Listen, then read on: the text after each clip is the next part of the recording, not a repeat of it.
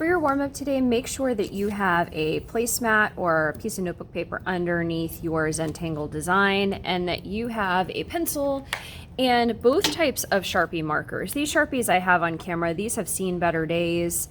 If you can make sure that you treat them respectfully, don't pull these things, the little side things on here to just destroy them.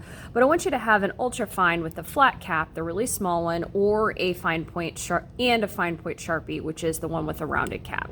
So we're going to use these for different things within our design. What I have here is the start of my Zentangle being my organized doodle that incorporates lots of line, shape, and pattern. What I'm going to start to do using rulers, shape tracers, whatever have you, is I'm going to start to Sharpie my design. And when I do this, I want to make sure that I use the right size Sharpie for the right size part of my design, okay? Within your design, I'm going to ask that you have pattern that is small and intricate. Okay, so this would be an example of that. We have a lot of lines that are close together, smaller parts that will take more time to trace. Because they're small, I'm going to use the ultra fine point Sharpie. And then I have areas that are, or could be converted into areas that are big and bold. Okay, so big and bold meaning I have larger shapes, larger expanses of area, where I might use the slightly larger fine point Sharpie. Okay, so when I go to trace this, I am going to take my time. Okay, use rulers or shape tracers where applicable. Okay, and this will start to become my detailed and intricate design. Great. For the Zentangles, I think they look the best when they have a combination of small and intricate or detailed pattern, and then also what would be called big and bold pattern. All right. Now these patterns over here have not yet decided what they should be. So if I wanted to turn this into a small and intricate pattern, what I could do is create something small in each of these little columns here. So maybe I create a series of smaller lines that fill an area for every other one.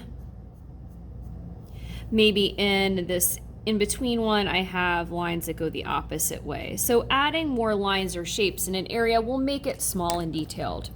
All right, and then I can fill that in with my Sharpie.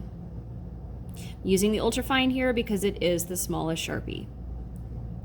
Now let's say I need more big and bold patterns within my design. I have tons of small and intricate. Okay, we're kind of looking for a 50-50 or 60-40 ratio with small and intricate to big and bold. All right, so let's say instead of converting this big and bold one, the small and intricate one to something big and bold, what I could do is I could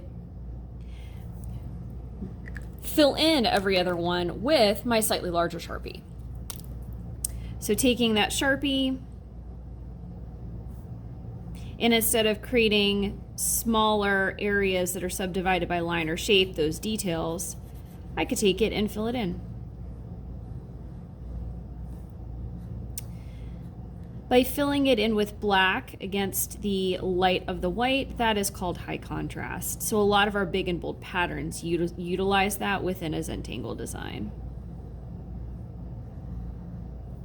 Within your piece, you will use a combination of your Sharpie markers. So you can see how tracing over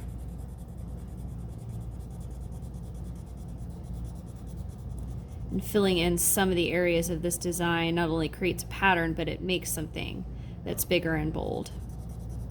You can also see how I converted that same pattern earlier on, right here, to something small and intricate, okay?